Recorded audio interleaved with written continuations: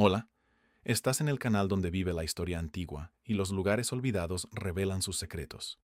Hoy nos vamos de viaje por 7 aldeas y asentamientos antiguos, alrededor de los cuales se han tejido leyendas y sobre los que los investigadores siguen discutiendo. Se levantaron sin calles como las nuestras, algunas fueron abandonadas de golpe, otras se escondieron bajo tierra y en la roca, y luego se olvidaron durante siglos. ¿Por qué la gente se va de casas donde han vivido generaciones? ¿Para qué se construyeron barrios enteros bajo tierra con pozos de ventilación? ¿Cómo lograron los antiguos maestros lo casi imposible y aún hoy nos sorprenden con sus soluciones de ingeniería? En estas historias hay una realidad dura: clima y hambre, y también están las suaves sombras de los mitos transmitidos de boca en boca. Para no perderte nada, dale like, suscríbete y prepárate para un viaje en el tiempo. Empezamos con un asentamiento que salió a la luz tras una gran tormenta, como si la propia naturaleza hubiera levantado el velo del pasado. Segmento 1. Skara Brae Islas. Orcadas, Escocia. En la áspera costa norte de Escocia, en las Islas Orcadas, está Skara Brae. No es solo una aldea de piedra, es un instante del neolítico congelado al viento frente al océano. La reveló al mundo una tormenta del siglo XIX que arrancó la capa de arena y dejó a la vista estancias de piedra perfectamente construidas. Dentro se conservaron armarios de piedra, lechos pequeños, hogares e incluso algo parecido a estanterías.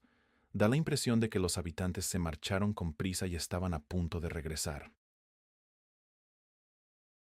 Skara Brae existió hace unos 5.000 años. La gente vivía junta compartiendo la misma costa y una vida dura. En una de las viviendas, los arqueólogos encontraron diminutas cuentas de piedra y en otra herramientas de sílex. Hay indicios de un sistema de drenaje para evacuar el agua y pasillos organizados entre las casas. El asentamiento parecía bien pensado y funcional, y sus habitantes no eran simples supervivientes, sino auténticos maestros de la ingeniería cotidiana. El gran enigma de Skara Brae es por qué se fueron. Una versión habla de cambios climáticos. El viento y el frío se volvían más duros, la línea de costa cambiaba, y vivir junto al océano se hacía demasiado peligroso. Otra versión apunta a transformaciones sociales, quizá otra vuelta de movimientos migratorios. En ambos casos, vemos una decisión más que una tragedia. Se marcharon dejándonos un museo al aire libre. Sorprende cuánto podemos entender de la vida diaria por la disposición de los hogares y los muebles de piedra, y al mismo tiempo sus voces no nos llegan. Intuimos sus rituales por los objetos de piedra, mientras su risa y sus conversaciones se las lleva el viento del océano. Segmento 2. Kuldara Rajasthan, India. Ahora nos trasladamos a los paisajes desérticos de Rajasthan. Kuldara lleva varios siglos vacío. Sus calles están cubiertas de arena, las paredes de las casas se mantienen sin techo, y solo el sol sigue su ruta sin detenerse. La leyenda dice que los habitantes de Kuldara y de las aldeas vecinas se marcharon en una sola noche. Tenían motivos de los que hablaban en voz baja. Unos cuentan que un recaudador de impuestos cruel exigía lo imposible y amenazó al pueblo. Otros añaden una tragedia personal: el intento de abuso contra la hija del anciano del lugar. En esta historia la comunidad mostró unidad. Apagaron las lámparas, recogieron sus cosas y se perdieron en la oscuridad con la arena bajo los pies. Los arqueólogos lo ven de otra forma. El desierto no perdona las lluvias escasas. Una serie de sequías pudo volver inviable la agricultura. Con el tiempo los pozos se salinizaban. El agua se iba más y más profundo. Hay señales de crisis económica y cambios de las rutas comerciales. Kuldara pudo vaciarse no por un único hecho, sino por una cadena de decisiones a lo largo de años. Aún así, la idea del éxodo nocturno vive por la fuerza de la imagen. Resalta la dignidad humana y la elección de irse juntos en lugar de esperar cada uno su final por separado. Y sin embargo quedan detalles enigmáticos. En algunas casas se encontraron pocos enseres, como si hubieran conseguido llevárselos. En otras quedaron pesadas piedras de moler. Suele ocurrir cuando la gente se va deprisa pero sin pánico. Vemos huellas de planificación, vemos las ruinas de una economía local. Y con ese telón de fondo la leyenda suena convincente, aunque sus detalles estén adornados o exagerados. Segmento 3. Derinkuyu, Capadocia, Turquía. Capadocia es famosa por su relieve fantástico, su toba volcánica blanda y las casas excavadas en la roca. Pero bajo tierra se esconde todo un mundo. Derinkuyu es un asentamiento subterráneo que desciende decenas de metros. Imagina una ciudad de varios niveles con pasadizos estrechos, salas, bodegas, almacenes, caballerizas y pozos de ventilación que ascienden como chimeneas de piedra. En algunos puntos hay enormes piedras circulares que bloquean los accesos. Podían rodarlas para cerrar un pasillo y convertirlo en un obstáculo insalvable. Una versión dice que los primeros niveles se tallaron en la antigüedad y luego se ampliaron en época bizantina usando los espacios subterráneos como refugios. Los enemigos venían y se iban y la vida continuaba bajo tierra. Los habitantes bajaban con el ganado, guardaban grano, secaban alimentos. Incluso tomando la interpretación más sobria, el ingenio técnico impresiona. Bajo tierra había que mantener la ventilación sin delatarse con el humo. Había que asegurar el agua. Algunos pozos se conectaban con acuíferos. Había que planificar espacio para cientos o miles de personas respetando una higiene básica. ¿Qué queda sin explicar del todo? La secuencia exacta de construcción, el motivo inicial para excavar tan hondo y la forma de coordinarse entre cámaras alejadas sin medios modernos de comunicación. Los arqueólogos proponen dataciones y funciones, pero incluso ellos reconocen que el mundo subterráneo de Capadocia no nació como un proyecto único. Es la historia de generaciones y la experiencia de convivir de cerca con la piedra. Aquí vemos miedo e inventiva y cómo la amenaza puede empujar a una sociedad hacia una arquitectura que combina seguridad y resiliencia. Segmento 4. Mesa Verde, asentamientos rupestres, de los antiguos pueblos Estados Unidos. Nos vamos al suroeste de Estados Unidos. En los cañones de Colorado se esconden grandes asentamientos rupestres de los antiguos pueblos. En las oquedades de la roca se integran construcciones enormes. Sobre la arenisca destacan torres habitacionales, quivas, salas ceremoniales, circulares habitaciones y despensas. Parece como si los constructores hubieran trabajado con la naturaleza como socia. La roca protege del viento y del calor extremo. El acceso está pensado con cuidado, escaleras y senderos cortos que podía vigilar un grupo pequeño. ¿Por qué se fueron? A finales del siglo XIII los grandes asentamientos se vacían. Una sequía prolongada pudo arruinar la agricultura. La desaparición de bosques cercanos complicó la vida cotidiana. Las redes comerciales pudieron cambiar. Hay que contar también con factores sociales. Las sociedades complejas a menudo se reorganizan. La gente se va donde hay agua, alimento y seguridad.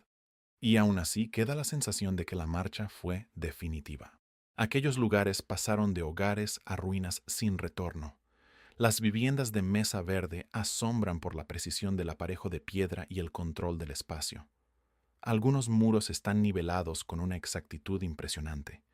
El sol recorre el cañón y en su sombra todavía se percibe el ritmo de la vida diaria. Los investigadores proponen hipótesis y trabajan con datos de campo. Pero en la propia escena de la vida se siente la memoria de una comunidad que supo dialogar con la naturaleza.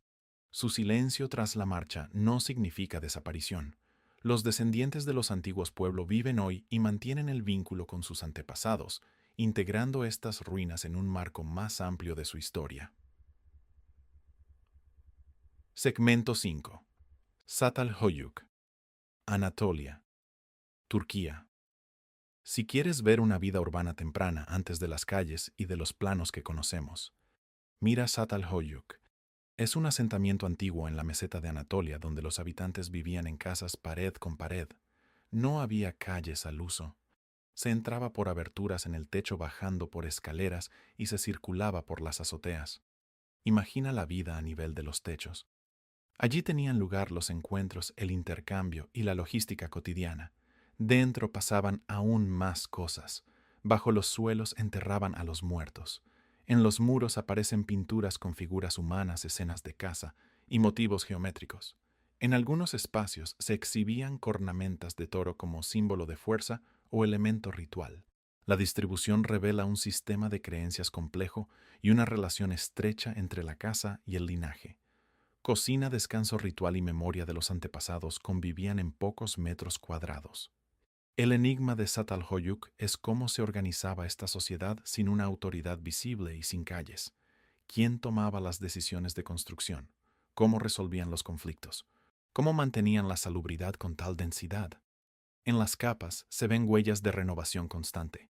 Un mismo solar podía usarse durante siglos. Se recomponían muros, se movían hogares, los suelos subían.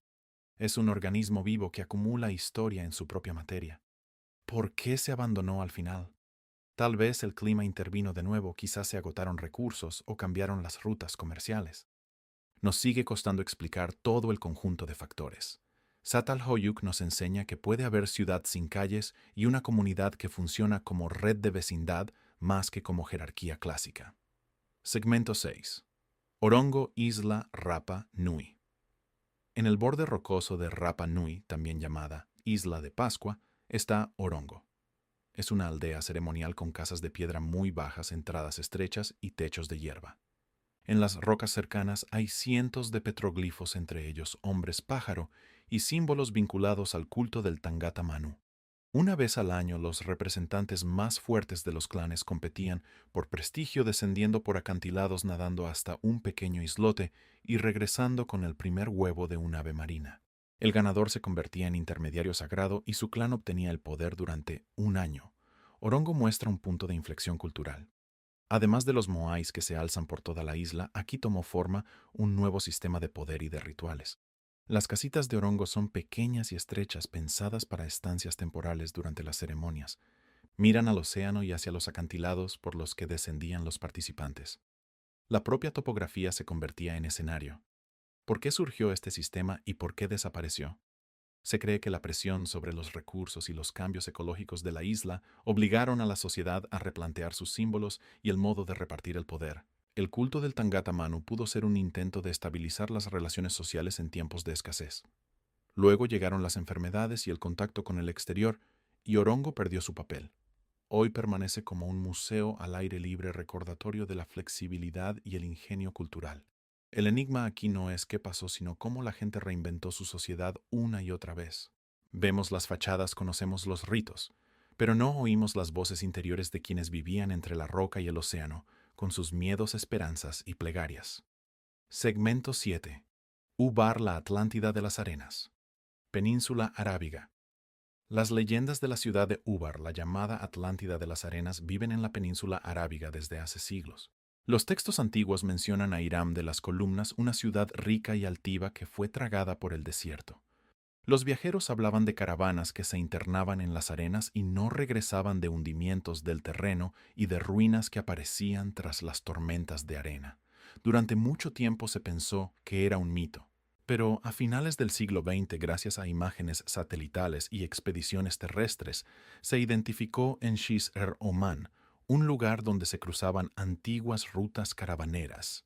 Allí se hallaron ruinas junto a la huella de un enorme sumidero en la caliza. El agua había vaciado cavidades y luego el terreno colapsó.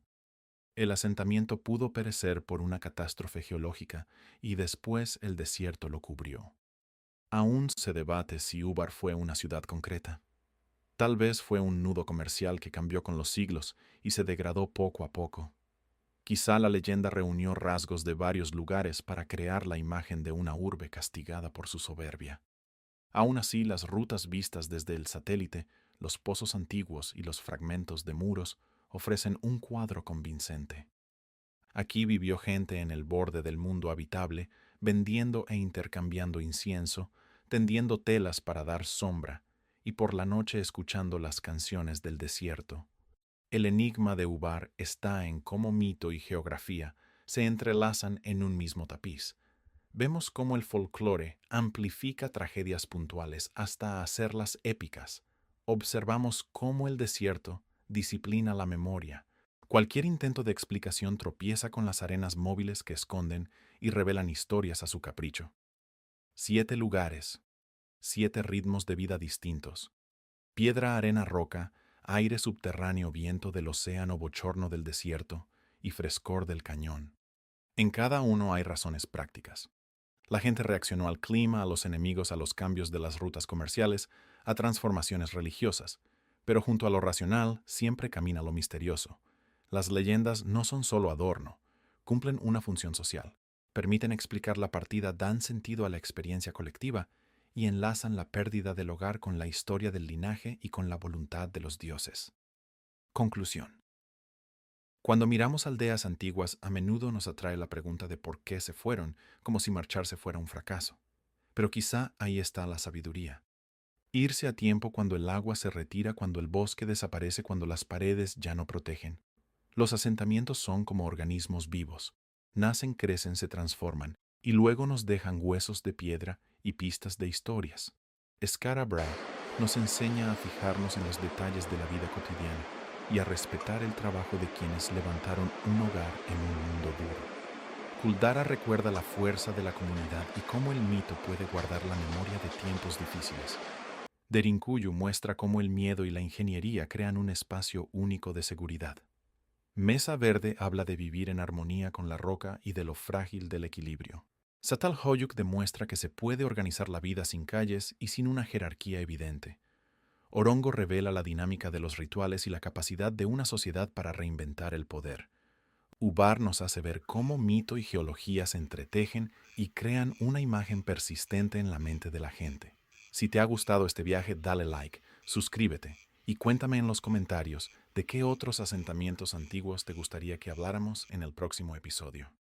Quizá conoces leyendas locales de tu país. Compártelas porque así nacen nuevas historias y las viejas siguen vivas. Gracias por quedarte hasta el final. Cuídate, respeta el pasado y deja que sus misterios sigan resonando en nuestro tiempo. Nos vemos en el siguiente video.